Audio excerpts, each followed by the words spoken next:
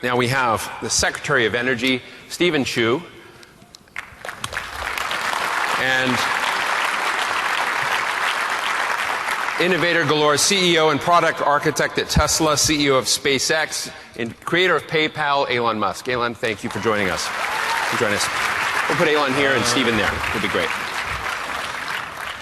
So we're going to have, again, have some fun, have a bit of an informal chat with two giants.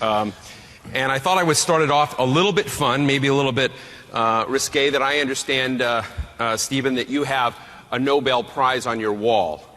And that some people have said, hey, when you're dealing with Congress and talking about sequesters, maybe you should take it off the wall, and when you're having a meeting with that senator and say, hey, here's what I've got, what do you have? Bad idea. Bad idea. Hasn't worked for you. I also heard at one of the inaugural dinners, Will.i.am came up to you and said, you know, Stephen, you're really, really cool, but one way to get even cooler is to change your name to MC Energy, bitch. Taking it on Is that true? It's true. And you did go around that night and talk. Well, I thought we'd start, Elon, it's great to have you with us out from California. And I thought we'd start the conversation in an interesting way because, Stephen, you're known for investing and thinking about the transition from non-fossil fuel energy to renewable energy, trying to think about how you systematically do that, bring science and innovators and government resources to get together to do it. You're going to be leaving fairly shortly. I assume you've announced that you're going to be leaving your post. Elon Musk is here. He's quite an innovative guy. He's gotten a lot of awards. And I'm just sort of interested in starting off the conversation by asking you, should President Obama call you and say, would you like his job? How would you do it differently? Wow. Well, I think Steve's done a pretty awesome job, actually. I think I'd have a hard time doing a better job. So, and I think being secretary of anything is a really tough role to hold, and one where you tend to get, I think, a lot more criticism than praise, no matter what job you do. So. Well, when you think about it, drill down a little bit It's not a role to which I would aspire. I mean, you're a young man. You've revolutionized payments. You've done a lot of revolution in cars and batteries. You're now revolutionizing our access to space. And you're doing this in part on the backs of scientists and other innovators and some government investments, but you're outpacing what government has been able to do. And so my question was not a facetious one. It was, if you were able to not have the environment, if you were able to basically jump ahead, and you know, Stephen is also a brilliant innovator, a Nobel laureate, of course, in physics, but what makes you who you are? How are you able to do these things which government has found itself less able to accomplish as quickly? Well, I mean, I think one way to think of government is to think of it as essentially a large corporation, or the largest corporation, and generally large corporations have a harder time with radical innovation than smaller companies. There are some exceptions to that rule, like Apple, but it's generally true that the larger a company is, the harder it is to execute innovation. Now, there are ways to get around that in the private sector by acquiring smaller companies that do the radical innovation, or by having someone like, say, Steve Jobs, who is just relentlessly hardcore about pushing radical innovation. But I think it is just generally true that the larger the corporation or larger the entity, the harder it is to engage radical innovation. Well, Stephen, it seems to me, like sitting here at an ARPA-E conference, that ARPA-E is a very innovative notion of how do you move from the very large, maybe I would argue, risk-avoiding of our environment of government. And here you've got ARPA-E, which really is about encouraging, you know, maybe not risk, but investment, innovation. And we'd love you to reflect for a moment on how you think this experiment is going and what more needs to be done, particularly in the energy area of next-generation energy. Right. Well, you know, going to the corporation analogy, I've got a CEO, the president. I got a very diverse board of directors, 535 of them. It's a big board. In Congress. But within that, there's many things you can do within the agency. Certainly, getting RPE going. That was, of course, voted on by Congress, proposed by the president. Lots of bipartisan support. But once you have the funding to say, let's get started, within the agency, you can then say, how can it be different? And so we went in there thinking this could be a new example of how we want to get a lot of Department of Energy programs. And it's, yes, you're going to have to take risks. That was designed into the program. It was written into the America Competes Act. That philosophy was written into Rising Above the Gathering Storm. That it's research, it's development, and it's very. We don't expect all those things to work, but they're short hits. This is not a long-term thing. This is a short hit. Get in there, see if it's going to work. It's going to be a home run. We wanted home runs. Now, after 3 years, you say, have there been home runs? Well, maybe not, but there's people rounding second and third base, so it's looking good. And then the culture in RPE is something else that is very different. You had a bunch of program managers who sit around and instead of politely presenting their program and advocating for their program, they would listen to what everyone else said and they would start to say, well, I'm not so sure that I believe that. What about this? What about that? And it was described as constructive confrontation. That was exactly the thing we got at Bell Laboratories. That, you're not going to politely wait your turn. You're going to all discuss this. The combined intellect of the group would develop those ideas. And that is very different.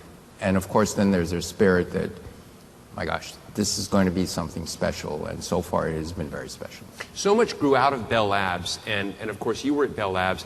Is ARPA-E essentially there is no Bell Labs today. So I'm interested in whether that is a very harmful thing for the U.S. economy. Is that what ARPA-E is now replicating, and what do you think is important to sort of institutionalize that sort of constructive confrontation? How do you look at the future of that kind of big investment in basic research that would drive the country forward? Well, to be fair, they're very, very different. Bell Labs research and development ultimately was to serve the company, and they had a financial bottom line. ARPA-E is, we are funders of other innovators. But the Bell Labs spirit I was talking about can be exactly the same. The quality of the people we got into the program were truly outstanding. And so that part of the Bell Labs spirit was there. But we're not there in business to do something. We're there to sponsor innovation that the private sector will pick up and run with.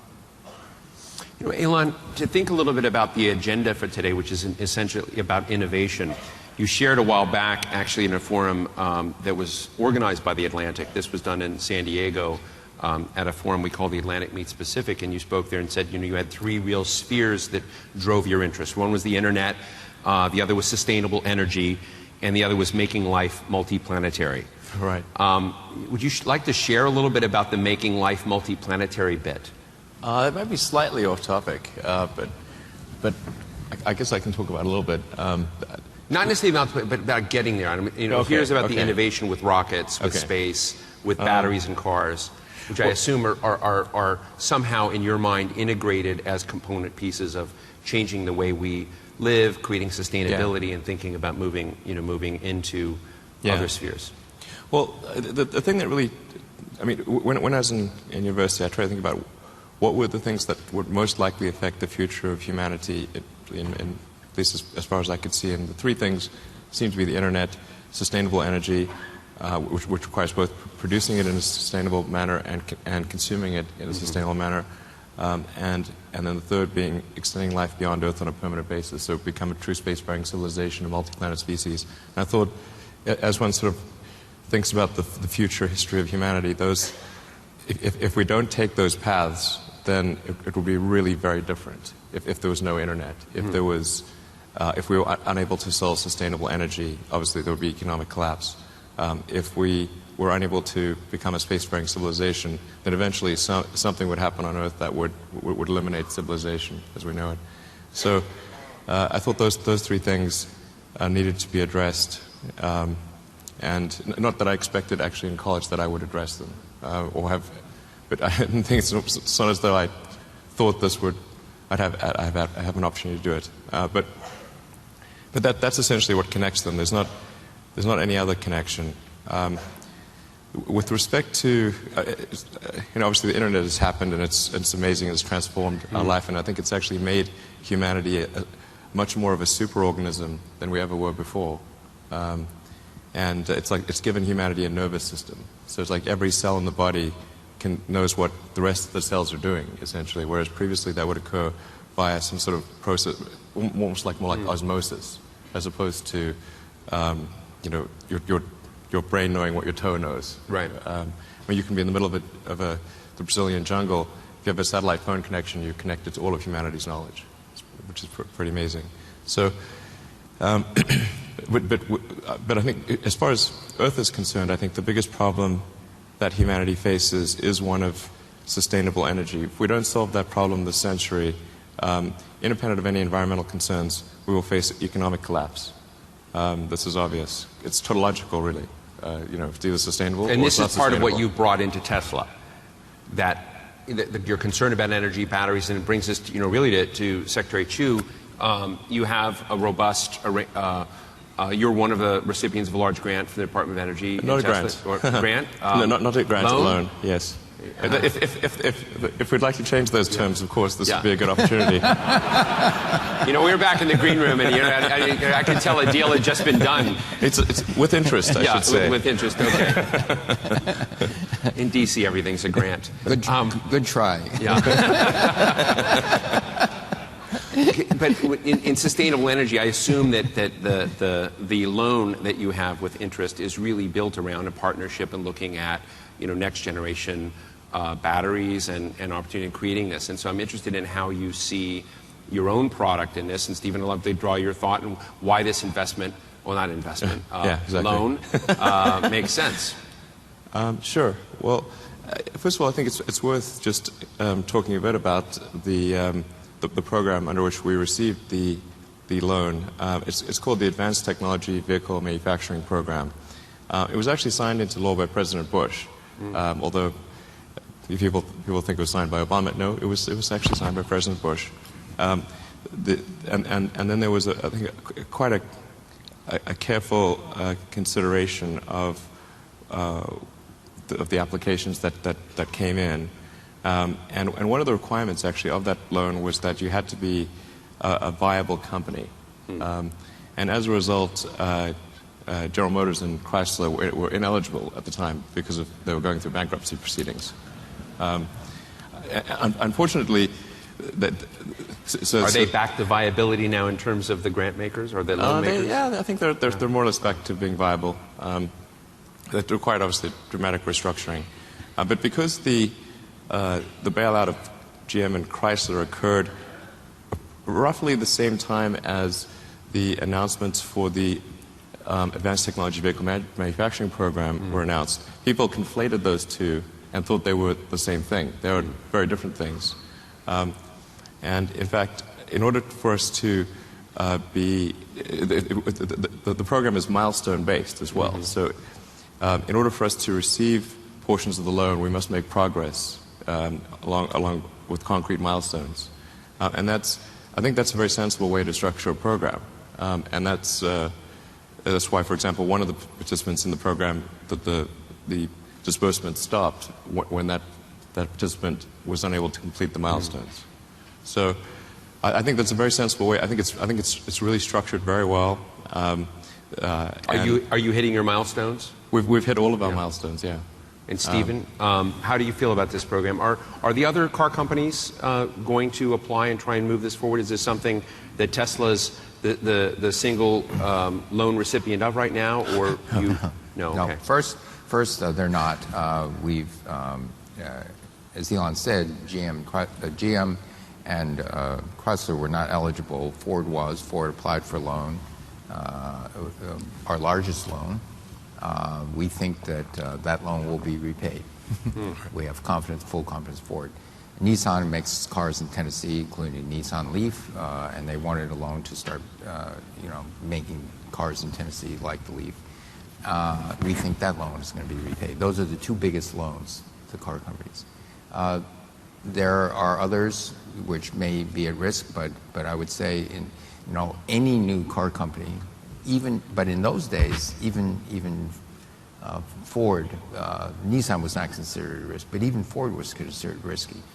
But what it did is it preserved over 35,000 jobs just for that one loan, Ford, and allowed them to retool to go to higher stage robotic automation, so that they can program on the line instead of programming to generate just one type of car. The line could be reprogrammed very, very quickly, in months, weeks, so that they can produce something else. So it gave them a manufacturing capability in the U.S. That would keep the jobs in the U.S. So now with Tesla, this is a very innovative company. Any new company bears some risk, but on the other hand, its way of innovation, the way it's pushing this, it's a totally different approach to an old electric vehicle. They're an incredibly vertically integrated company, meaning that they not only design the entire platform, the drive, the motor train, the electronics, they even design the test equipment for the acceptance of the parts. And they work with the suppliers. And I don't want to sound like an ad for Tesla, No. but I'm just saying Please that. go on. But this is the innovative, it's the best of American innovation in the sense that it's a totally different approach. It's a radical approach, and if successful, it's going to be the wave of the future. One of the reasons why I like ARPA-E so much, and I've met many of the people who attend this meeting from last year and this year, is that there are real innovators and business people out there struggling, trying to kind of fix whatever puzzle they're dealing with. They're not only dealing with it within the U.S. context; they're dealing with the realities of a globalized world. And when you think about the kinds of, you're from South Africa. You're whether it's SpaceX or you're dealing with technology, you're now dealing with a global format. You are emphasizing U.S. jobs, U.S. technology, which I think is also important because there's a sense that stewardship here is something we need to get back to thinking about, and we may have lost that track. Do you get a sense, and let me ask you as a businessman, do you get a sense that the United States, you cited the Bush administration for signing this, but do you think we're beginning to shift? I remember a McKinsey report saying that America benefited tremendously from every offshore job. I remember in earlier presidential administrations, advisor to the president said it didn't matter what we made in the United States. A potato chip and a semiconductor chip are the same. And do you get a sense that some people call it industrial policy, but let's just call it a renewed sense that manufacturing and that creating things in the U.S. economy is back, and that takes smart policy. And I'd love to get your thoughts on this, Stephen. You're leaving your job soon, but you've been at this. Yeah. And it's a hard nut to get people to believe that the government can really make a positive impact. Well, it is smart policy, but let me, it's a great question. Here's the thing. There are some who say a job is a job is a job. And service jobs are the same as manufacturing jobs. I strongly disagree.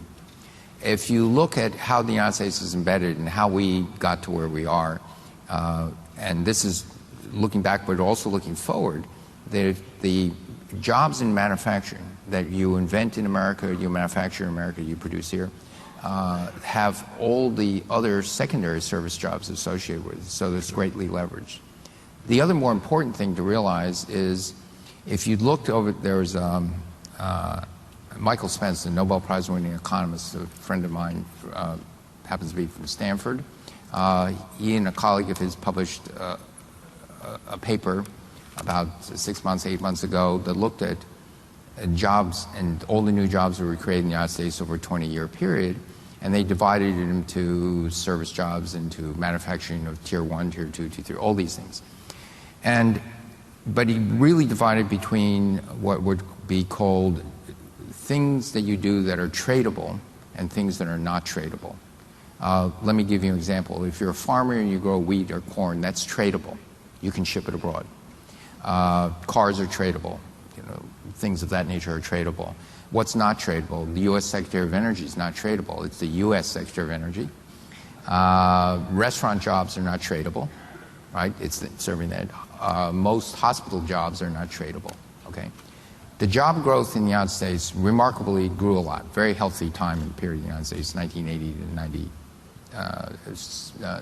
to 2000, 20 years.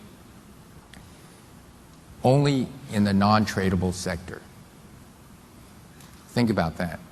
All the jobs were in the non-tradable sector. The job growth in the tradable sector was flat. Right. So now think about this. In areas where the United States has to compete globally, we didn't grow. Now, what you take that to its natural limit, you're in a very bad place because you still need to import things into the U.S. But we're not exporting things. You get to a very bad place. If I sell you pizza and you sell me blue jeans, that's okay, but eventually we're going to need something else from outside the U.S. And so on this larger context, this notion that you can give up manufacturing as a root foundation of the United States wealth is, I think, deeply flawed. It is part of, yes, most of our jobs are today service jobs, but manufacturing is a root foundation because those are tradable things. And not only that, in terms of the wide diversity and talents in the American public, you want, not everyone's going to be a stockbroker or something like that. And so that's another thing where, yes, good sensible policy to actually force us back to look at, in the long term, what will be good for our citizens. Yeah, actually, if I may comment on that with respect to Tesla, we have as customers Mercedes and Toyota, so we supply electric powertrains to them, much of that being exported, and we have Tesla Roadsters have been exported now to 31 different countries.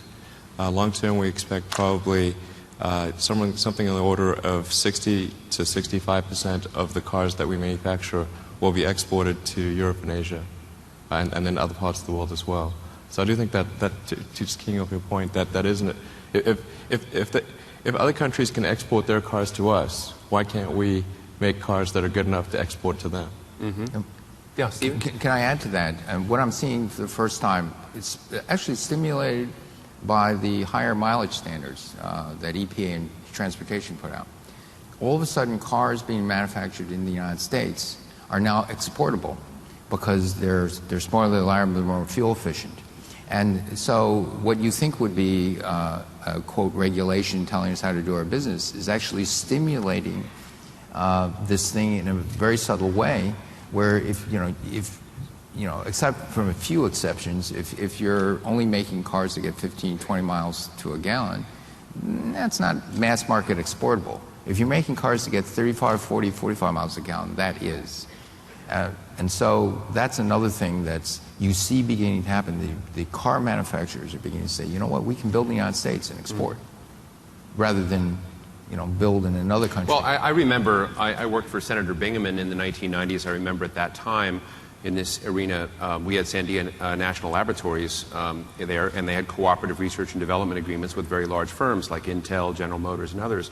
And the guys that were running the GM CRADA were very explicit and overt that they had the agreement to try and take all the dual use or non-national security technology they could get out of the agreement and to apply it to their facilities in China. And they said, if we didn't do that, we won't be there in 30 years. So this was raised interesting ethical questions for me as a taxpayer-supported national security research. But it's hard to get these equations right because technology flows, PhDs flow, and you have it. But while we have just a few minutes left, I'd like to ask you, you're both such giants in the world of innovation. And Elon, you've not just done, it's ironic because you've had some tough media recently in the New York Times. I was just reminded that this was entirely your fault, not because of bad cars, but Elon's first foray into business was a company called Zip2, which the New York Times was an investor in, and you actually helped take the New York Times online. That was years ago, I realized. I think that's being called hoist on your own petard. Yeah. But from that and PayPal and Tesla, of course, Solar City, where I've interviewed a number of your friends and colleagues that have helped put that together. And Stephen, with you and your in your research work at Berkeley and others, forget yourself as a powerful Secretary of Energy, but just in terms of innovating, thinking out of the box, and doing things that no other people have done before. We have 3,000 people in the room who are struggling to find that kind of what are the right ingredients to make innovation work, not just innovation, but then disrupting incumbents, getting finance and capital, partnering in the right ways. And I'd love to just get 2 or 3 important lessons from you that this crowd should hear as they struggle with their own aspirations. Okay. Yeah.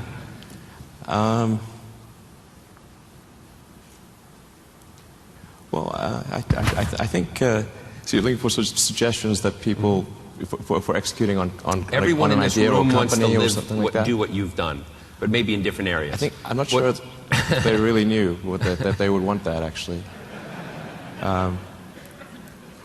Yeah, it's never as good as it seems. They think things are better these days, but for many years there it was very painful, and we almost lost everything back in 2008. So, at Tesla? yeah, actually all 3 companies almost died in 2008 because that SpaceX. And you're still running 2 of the companies full time, right, as CEO? Right. How's that going for you? I don't recommend it. Yeah. Yeah. It's not. I'm doing this because I think I have to, not because I want to. Okay, so that's maybe an important consideration. So doing what you have to do. I also remember in our San Diego meeting, it was fascinating. You conveyed that the only limits on you and your aspirations were physics. I thought it was a really great line. Yeah. Well, I'm not saying that I can do anything within the limits of physics, but I'm saying if physics says you can't do it, then you probably can't. Yeah. Well, you should get a really big Nobel Prize. Yeah. One of the 2. Yeah. Yeah. You know, generally important to observe the laws of thermodynamics and conservation of energy, momentum, and that kind of thing. I see. Yeah. Stephen? Yes, I would agree with And that. I want to direct this to... Yeah. Okay, we're straight on laws of physics, but thoughts for innovators in the room? I think when I look at both what I've done, it's a certain extent what Elon's done, what a number of people have done, you cast around and you look for areas that you begin to see either a glimmer of a new breakthrough type of thinking, or some technology in this sector has been left alone and not applied to that sector, or there's just a need based on an emerging market, and those are the things that actually can be real drivers for success in innovation. When you see a glimmer of a breakthrough, I mean, Elon was telling me when he was a graduate student, he was into energy storage and supercapacitors, things like that. And I think many of us saw 8-10 years ago, battery technology before that was crawling along, and all of a sudden you see, wait a minute, there's beginning to see something that will take a different slope. And if you think that it could take a different slope, do those things that develop that technology and surround you with people that help you develop that technology so you become the leader. Okay, but there's something behind you that's building wave that you're going to ride. And so that's very important. And so in the things I did in my research career when I was a graduate student, lasers had been demonstrated in the early 60s. The tunable laser was invented by 1970. By 1972, even though my thesis advisor had not been in lasers, didn't know lasers, I told him, you know what, we got to get into this technology. But you get into it not by purchasing a laser, you get into it by building the next best thing that keeps you ahead of the pack, and then you can do science no one else could do. Yeah. I can make two recommendations, which actually do slightly key off physics, which is, I think a lot of times, if you want to do something really innovative, you have to apply a sort of first principles analysis, and don't reason by analogy. Analogies are referencing the past. First principles means you look at the most fundamental truths in a particular arena, and the things that really are almost indisputably correct, and you reason up from there to a conclusion. And if you see that conclusion is at odds with what people generally believe, then you have an opportunity. Now, you can't operate like that on all things because it takes too much mental horsepower. So most of your life you have to operate by reasoning by analogy. But if you really want to innovate, you must reason from first principles to identify the problem. And then you also should seek negative feedback. This sounds like a strange thing. And from your friends and from people who are knowledgeable. People will not give you the negative feedback. Be cruel to be kind. No, it's not. You need to understand where you're wrong. It's got nothing, and put feelings aside. And a lot of times people can look at what you're doing and they know that it's wrong, but they don't want to hurt your feelings, and that's why they don't tell you. So yeah. Yeah, Stephen. Yeah, we're right at the end. But go ahead. You're the boss. I agree with for a few more days. It'll be longer than that, but but I think I agree with everything Elon said. When you look at new technologies and you look at there could be think of wild claims, but what are the quote theoretical limitations, but not theoretical a la the Heisenberg uncertainty principle. There's a lower theory that says beyond this it's just it's not going to make it. And then where is the technology? And then you say, how much space is there between that realistically you can get there in 5 years? Okay. And that actually helps define things and focuses the mind on what you should be thinking about, what you shouldn't be thinking about. So there are many things like that that I think successful innovators do all the time. The constructive feedback, the honest feedback is exactly what we were establishing in RPE that's now being infected in the rest of the departments of energy. If you hear an idea that you don't really agree with, instead of politely sitting there and being polite, you say, no, I don't think that's right. This is why. You're wrong. And then you sit at a table and you talk about it. And that's where you figure out, are you right, are you wrong? And then you have a deeper understanding of what's going on. And that's the type of culture that we want that started in RPE. It certainly has to be continued in RPE, but to infect the rest of the Department of Energy. Yeah. Well, ladies and gentlemen, we've come. Last word. I can make an announcement that maybe would be interesting. Everybody get Twitter out. Yeah, exactly. So I really think that the DOE loan to Tesla should be viewed as a pretty significant success. I mean, we're exporting cars. We're selling powertrains to two of the most respected brands in the world, Mercedes and Toyota. We won electric car of the year last year. I mean, this is pretty good stuff. I mean, so if people are going to attack the DOE for bloody Solyndra, for God's sake, honestly, then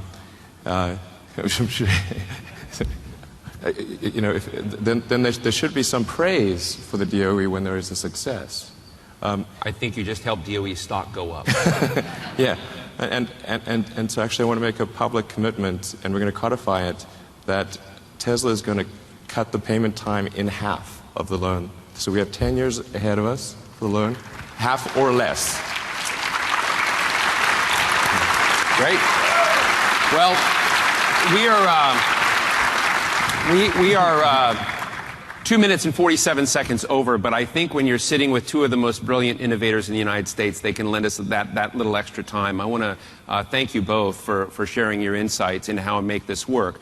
I know I teased you a little bit about the government-private sector thing, but what we're doing here, and I think what ARPA-E is doing, is so important, of essentially creating a platform, raising aspirationally where we need to go as a nation, bringing participants into this so that they can get constructive feedback, negative and positive, and that they've got real-world examples to see what you've done over and over and over again. If we had another hour or two, it's interesting, I've had an opportunity in my position to interview a lot of geniuses, and when you're around genius, it gives you an opportunity because people organize the way they see the world. These guys are slowing down a little bit for us right now.